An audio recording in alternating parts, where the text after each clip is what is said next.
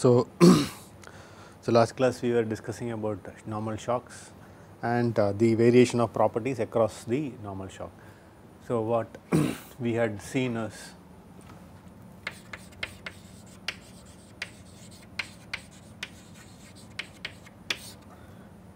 if I have a shock given my value of Mach number before the shock, I know an expression to find the Mach number after the shock. We also know how to find the ratio Tx and Ty, likewise Px and Py, and rho x and rho y, again Vx and Vy, and all such quantities we can get if we know Mach number before the shock. Okay. So, these ratios we had seen as increasing with respect to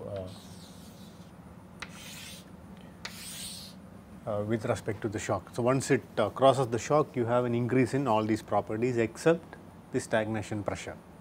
Okay. So, we have also seen the stagnation temperature to be same because there is no heat and there is no shaft work.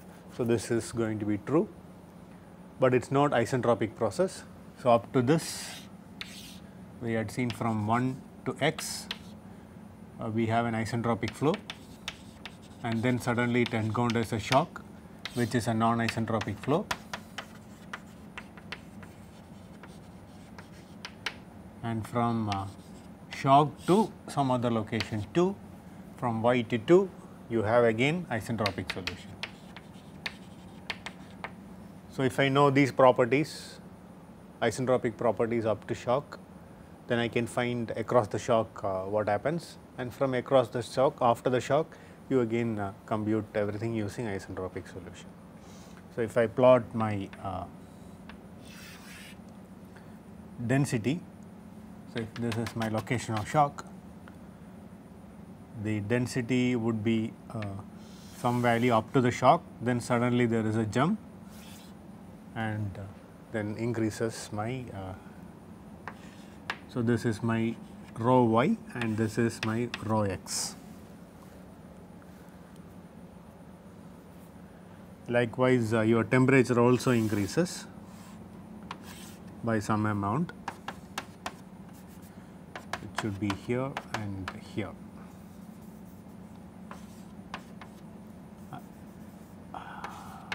Assuming assuming the thickness of the shock is very small, so there is a sudden discontinuity of density and temperature. Then you have the pressure also does the same thing.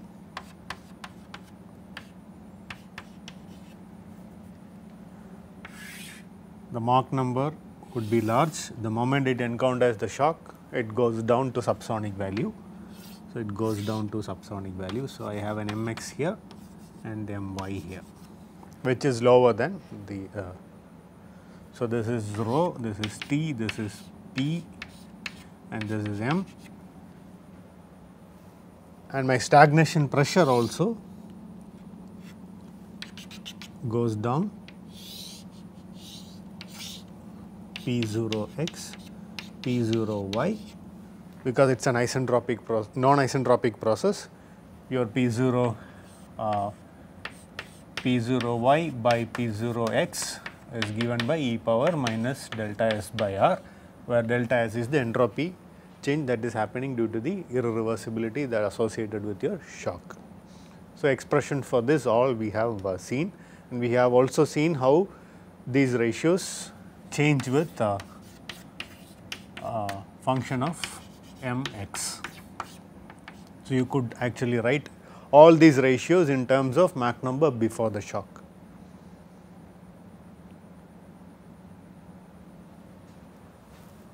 To consolidate whatever we had said in the TS diagram. So, from 1 to x, 1 to x, so 1 is here, x here, which is an isentropic process. From x to y is a non-isentropic process, but there is an increase in my temperature. So, I would increase my temperature here, and from x to 2 is again, y to 2 is again an isentropic process. Okay. So, I have 1 goes to x, then suddenly it encounters a shock, there is an entropy change, and then it goes to y after the shock, and from y to 2 you have again an isentropic solution. Both this have all these states have the same stagnation temperature.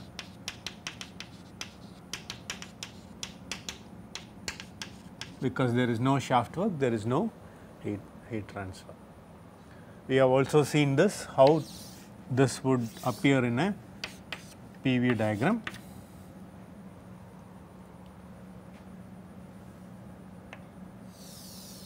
So, I have 1 goes to x, then there is a shock. Because of the shock, there is a density increase, which means the volume would decrease. So, I have a point somewhere here, which also means my pressure has increased. So, my y is on a line, isentropic line above this. So, this would be my y, which again goes to 2 isentropically. So, these are isentropic lines, and this is my shock. This would produce delta S is here. This would be my delta rho. So, this is a pressure, some pressure here, some pressure here.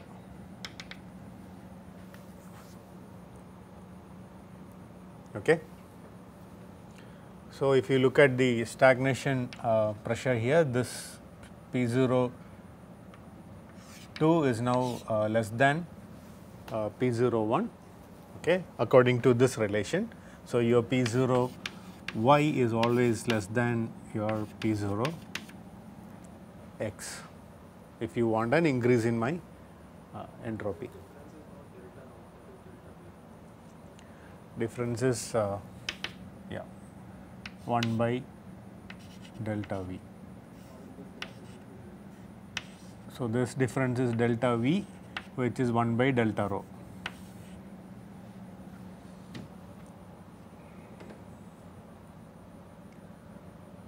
Okay.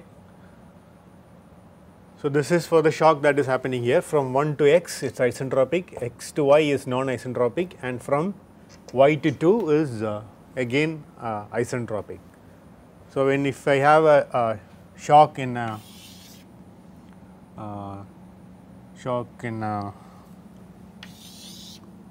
varying area duct, so up to the shock I can assume to be isentropic. If there are no heat and no shaft work, I can assume that to be isentropic. So, we can use all the relations that we have been using for isentropic flow. Then after that non-isentropic, and then again isentropic. Okay. So, in the whether it is a converging nozzle, diverging nozzle, or diffuser, or CD nozzle, wherever there is a shock, we can assume that it is up to that it is isentropic, and then we do. Now, we will try to derive an equation which relates P1, Px and Py in terms of rho x and rho y. Okay. This equation is called Rankine-Huygens equation. Okay. So, there is a jump in density and pressure, and this jump in density and pressure are related, and this expression that gives you the density jump in terms of pressure jump, or pressure jump in terms of density jump, is typically called as the Rankine-Huygens equation. So, we will derive that, and we will after that we will try to do some numerical problems to see how this works.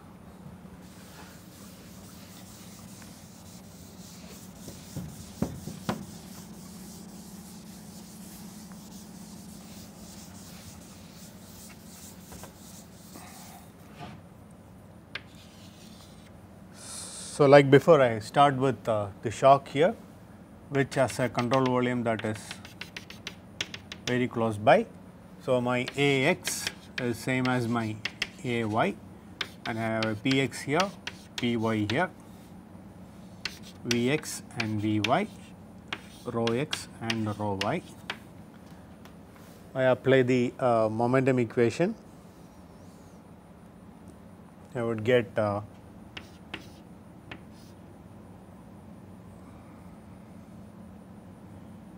Px Ax plus Ax rho x Vx into Vx, which is equal to my Py Ay plus Ay rho y and Vy multiplied by Vy. So, this is your force due to pressure, and this is the kinetic energy. Okay. So, this is m dot into Vx, this is m dot into Vy. Okay. Since Ax and Ay are same, I can cancel out Ay. So, I would end up with Px plus rho Vx square equals Py plus rho y Vy square across the shock.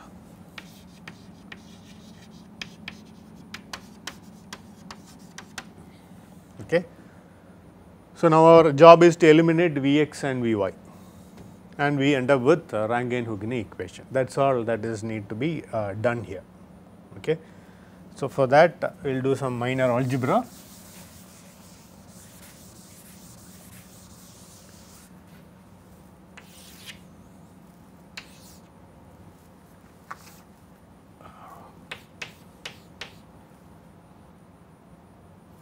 So, I am going to divide by rho x Vx. So, this would be rho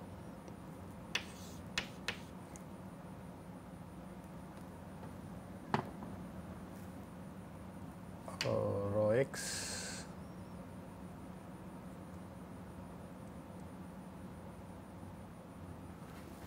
I would divide by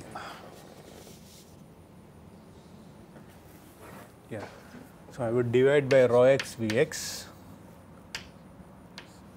plus Vx equals Py by rho y Vy, which is same as my rho x Vx plus Vy. So, my rho x Vx is equal to rho y Vy. So, what I have done here is I have divided this equation by rho x Vx, which is also equal to rho y Vy.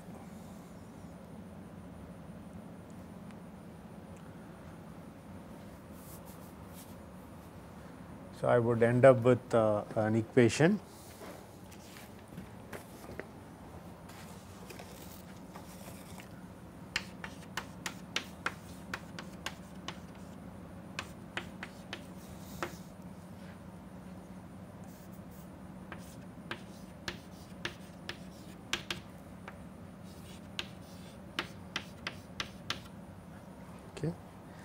Now, I would multiply this equation with Vy minus Vy plus Vx. So, I would get Vy plus Vx multiplied by Px by rho x Vx minus Vy plus Vx multiplied by Py by rho y Vy equals Vy square minus Vx square.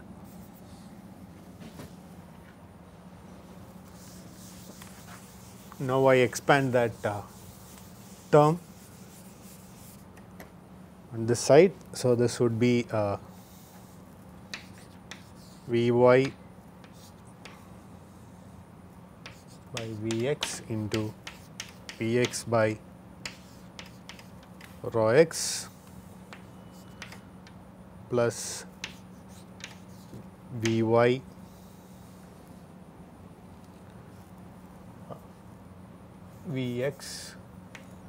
Vx cancels. So, it would be Px by rho x minus Vx into Vx by Vy into Py by rho y minus Py rho y equals Vy square minus Vx square.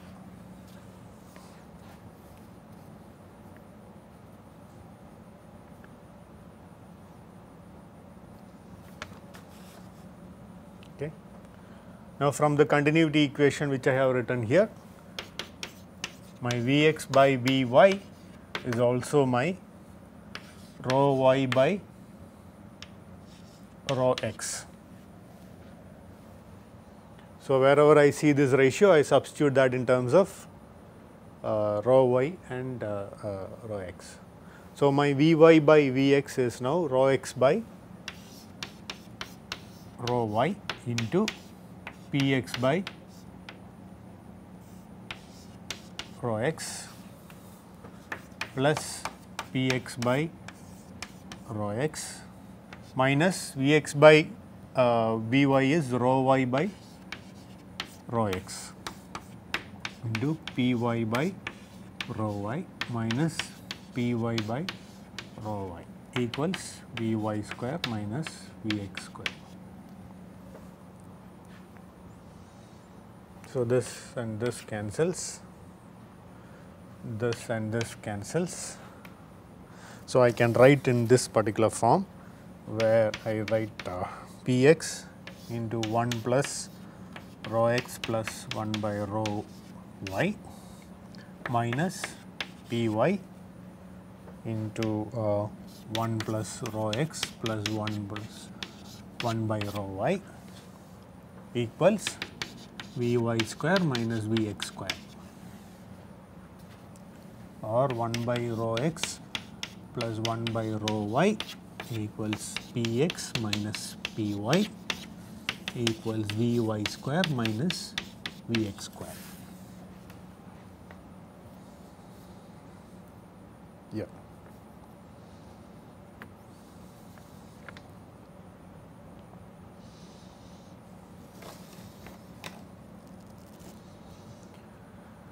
So, this is from the momentum equation, and I have used continuity equation to substitute Vy by Vx as rho x by rho y. Now, we will use the energy equation. So, this is my equation 1.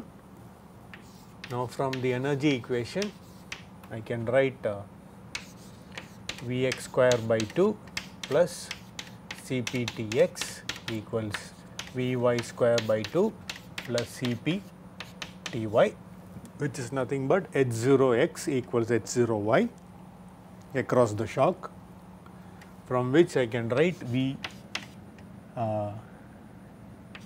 x square minus Vy square by 2 equals Cp Ty minus Tx, which is gamma r Ty minus gamma r Tx divided by gamma minus 1. So, I had changed Cp to gamma r by gamma minus 1. So, Rt I can write in terms of Pv, P by rho equals Rt. So, I use this particular relation to convert that T to pressure and density ratio. So, my Vx square minus Vy square equals 2 by gamma minus 1 into gamma or Ty, I substitute as Py rho y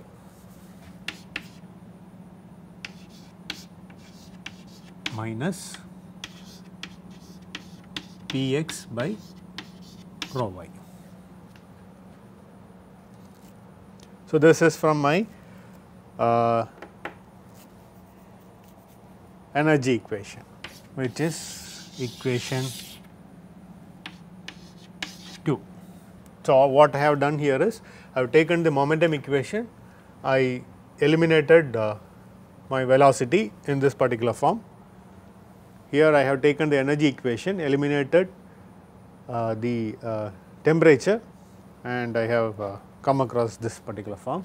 So, velocity in terms of pressure and density, here again velocity in terms of pressure. Now, equate these two, okay. That would give me the Rankine-Hugenoy equation.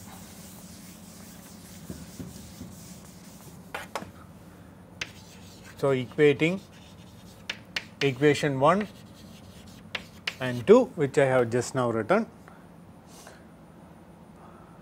So, this would be 1 by rho x plus 1 by rho y into Px minus Py is minus of the other one.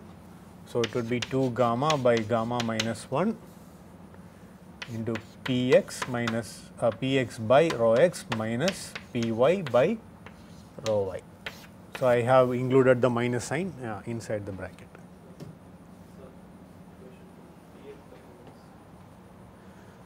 So, this is Px by rho x.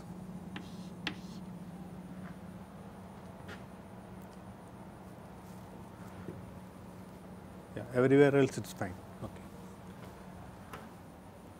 Okay.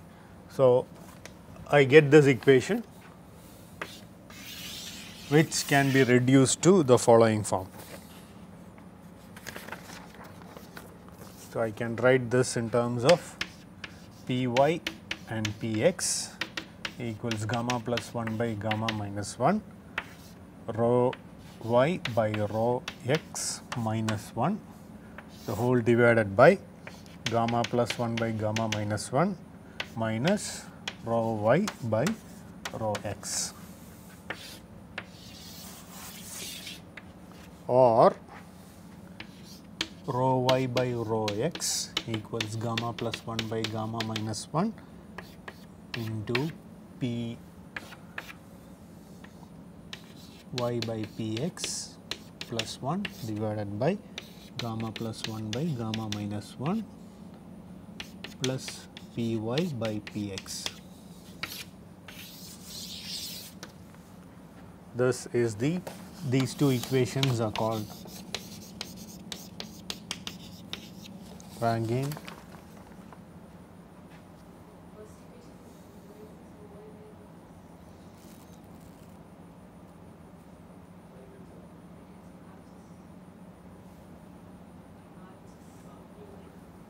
rho y by rho x. Rankine-Hugenoy equation. This is pronounced as Hugenoy. Okay, Hugenoy equation.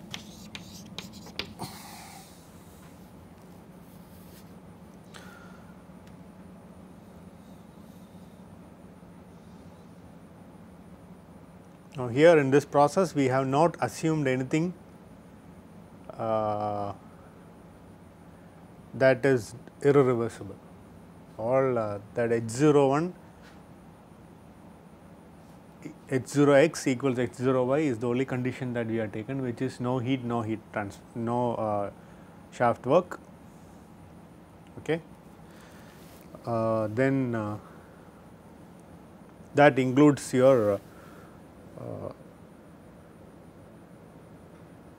T0x equals T0y, then it is the momentum equation and continuity equation. So, energy equation and the perfect gas equation and the momentum equation and the continuity equation is what we have used.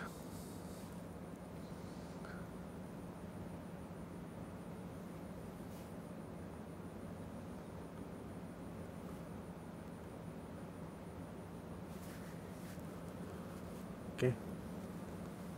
So, if it is an isentropic flow, you know how P1 and P2 varies with respect to rho 1 and rho 2. So, P1 and P2 varies with respect to, how does it vary?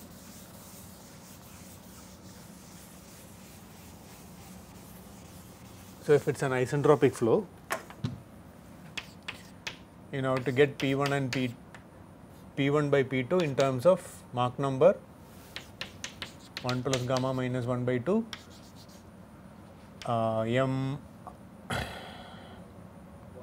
m1 square to the power gamma by gamma minus 1 divided by 1 plus gamma minus 1 by 2 m2 square to the power gamma by gamma minus 1. Okay.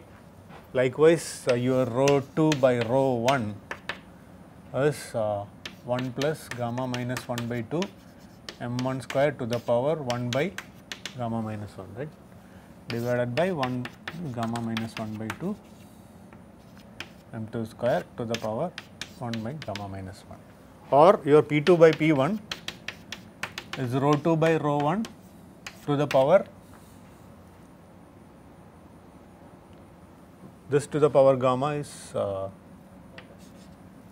okay, to the power gamma. So, this is your isentropic flow.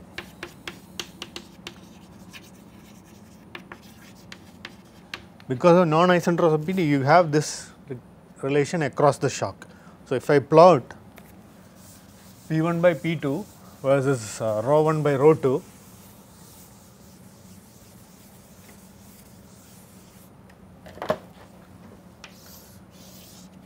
so let us take rho 2 by rho 1, P2 by P1. Okay.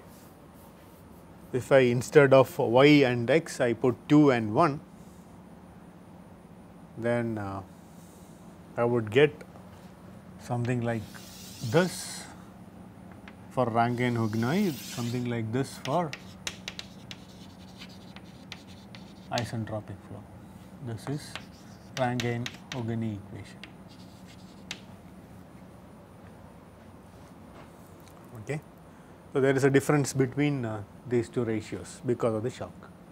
That is what it is. This will not be a straight line because there is an exponent here. So, this line is some curve with slope changing at every location. Okay.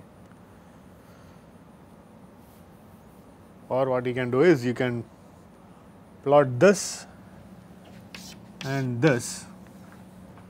If I plot this versus this will be a straight line with 45 degrees, okay, which means that for every P2 by P1 it is equal to this quantity, whereas in Rankine-Hugenoy it will be something else.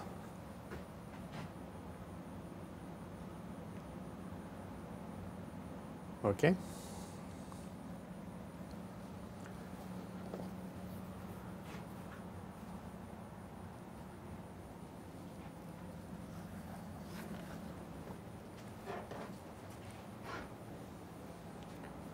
Now, we will see what happens to a scenario when we have a pitot tube kept in a supersonic flow.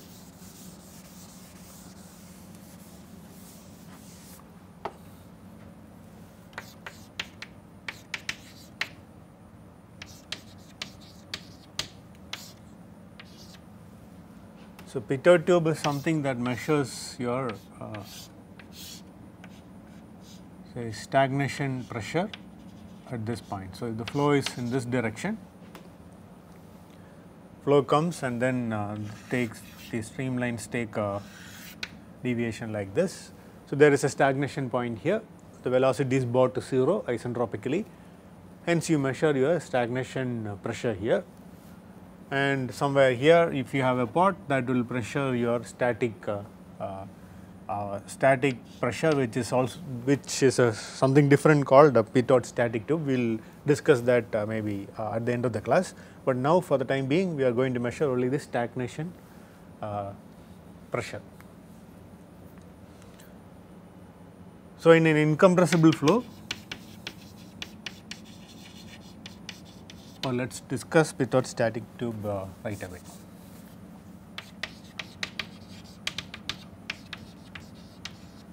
So, this I will modify.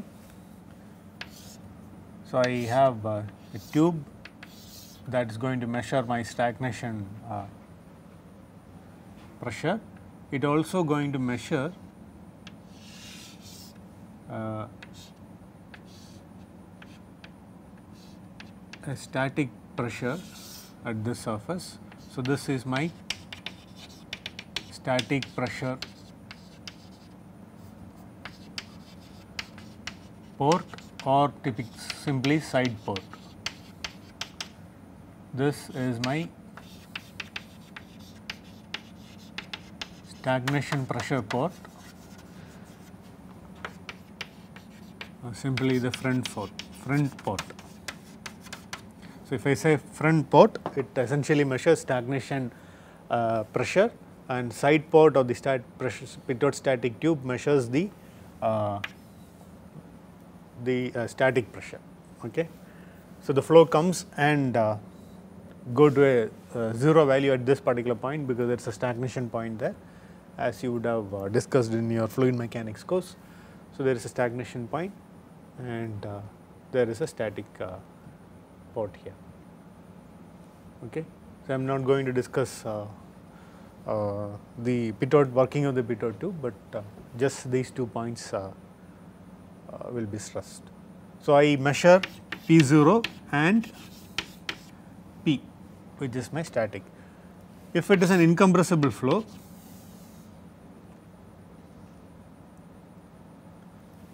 I use Bernoulli's equation to find my velocity.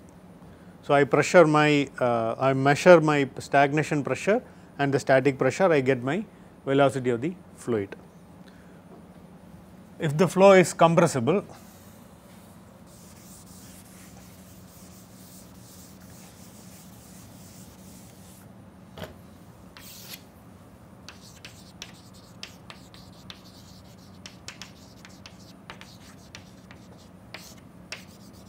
in the case subsonic flow m less than 1, then that particular port will measure your P0 and P, and you know the P0 by P is related to your Mach number, which is 1 plus gamma minus 1 by 2 into m square to the power gamma by gamma minus 1, from which you can find your Mach number. So, you know if you measure your stagnation pressure, you measure your static pressure, then you get your Mach number, which can be converted to your velocity if you know the temperature. Okay. Now, if m is greater than 1, then we have a problem, okay, which is the following. So, I have this tube, then I also measure my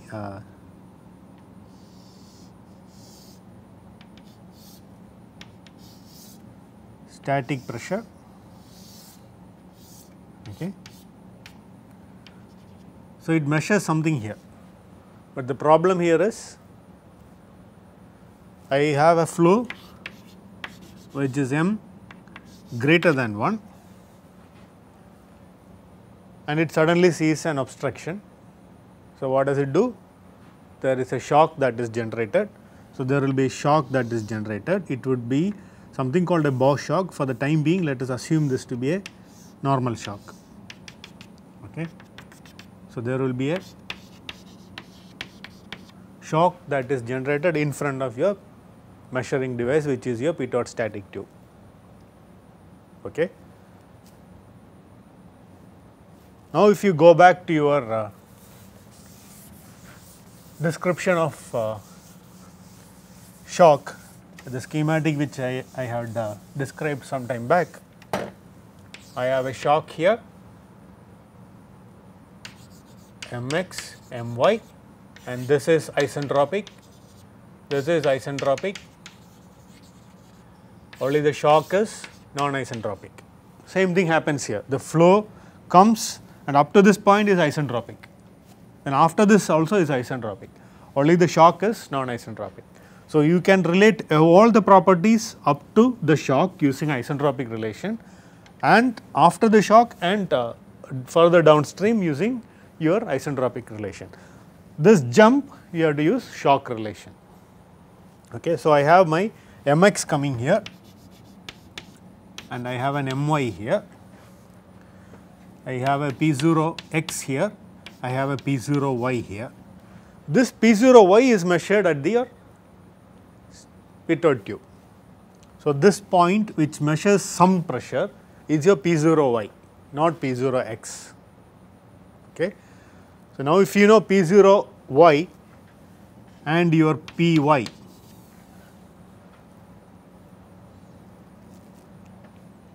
so if I know my p0y and py, I can get my Mach number my square to the power gamma by gamma minus 1. So, I know my p0y, I know my py, from which I find my my first. Okay. Now, if I know my my, I can get my mx. Okay. If I know my mx, I can also get p0y by p0x. Okay, I repeat, I measure py and p0y because there is a shock sitting here. So, whatever I measure in the static pitot static tube is p0y and py. The moment I get this, I can get my Mach number after the shock. Okay. The moment I get Mach number after the shock, I have a relation which will tell me what is the Mach number before the shock. So, I can get a Mach number before the shock. So, I get a Mach number before the shock. If I get a Mach number before the shock, then I can also get the pressure ratios, stagnation pressure ratios, from which I can find p0x. If I know p0x, then I can use p0x by px relation in terms of Mach number to find my pressure before the shock. Okay. So, the static pressure before the shock is also obtained once I have this. Okay. And once you have the Mach number before the shock, you can find eventually find all the quantities if you know the temperature at that location. The velocity can be easily found out. Okay. So, the point here is in supersonic flow there will be a shock sitting and which would actually make the measurement not as direct as this, but there will be one more step involved in finding the Mach number. Okay. So, what we have seen is the relation in normal shock, the properties, how the properties change across the normal shock, and how is it useful when it comes to something like a measurement here, or in a, say for example, in a diverging section of the CD nozzle, if there is a shock standing somewhere in the diverging section, the properties across the shock is going to be different, which actually takes it to some other Mach number than the design Mach number. So, all those conditions we will understand is better by doing some numerical problems. Okay.